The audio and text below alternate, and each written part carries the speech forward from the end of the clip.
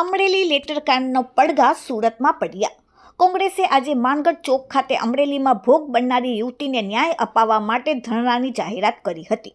સુરત પોલીસે ધરણા માટે મંજૂરી આપી નહોતી, જેને લઈને પરેશ ધાનાણીએ કહ્યું હતું કે અમે ગમે ત્યારે ધરણા પર આવીને બેસી જઈશું, જેના પરિણામે ગઈકાલથી જ વરાછા પોલીસ સહિત અન્ય પોલીસ સ્ટેશનના પોલીસ માનગઢ ચોક ખાતે ગોઠવી દેવામાં આવી હતી। ત્યારબાદ આજે વહેલી સવારથી જ પોલીસ ખૂબ મોટા પ્રમાણમાં માનગઢ ચોક ખાતે ખડકી દેવામાં આવી। 10 વાગે પરેશ ધાનાણી, પ્રતાપ દુધાત સહિતના કોંગ્રેસના નેતાઓ માનગઢ ચોક ખાતે આવીને સરદાર પ્રતિમાને ફૂલહાર કરીને ધરણા કરવાનો શરૂ કરે પહેલા જ પોલીસે તેમની બધાની અટકાયત કરી લીધી। કોંગ્રેસ નેતા પરેશ ધાનાણીએ કહ્યું કે અમરેલીમાં દીકરીને ભોગ બનવું પડ્યું છે, ત્યારે અમે તેના ન્યાય માટે લડત લડી રહ્યા છીએ। આઝાદીના આંદોલન થકી જ આવી છે, છતાં પણ પોલીસ આંદોલન કે વિરોધ પ્રદર્શન કરવા દેતી નથી।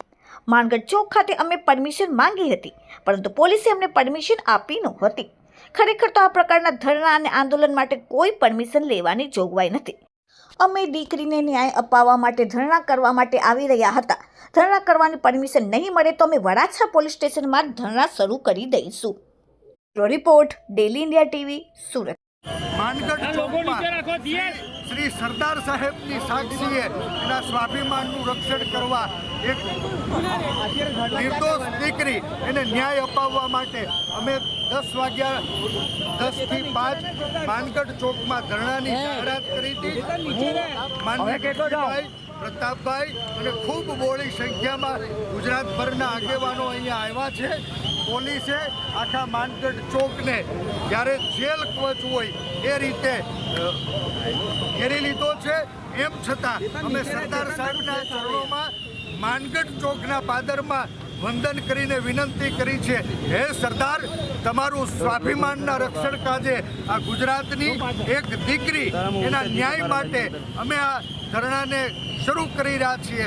માનગઢ ચોકમાં મંજૂરી માંગી હતી, મંજૂરી માંગવાની કોઈ જોગવાઈ નથી।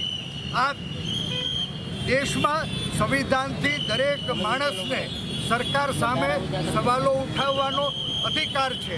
આંદોલનથી તો આઝાદી મળી હતી, આજ આઝાદ ભારતમાં આંદોલન ઉપર પ્રતિબંધ કોણ અને શું કામ મૂકી રહ્યું છે, શું છુપાવવા માંગી રહ્યું છે, સવાલ છે। ત્યારે અમે સરદારની સાક્ષીએ અહીંયા જ બેસી અને ધરણા શરૂ કરીએ છીએ।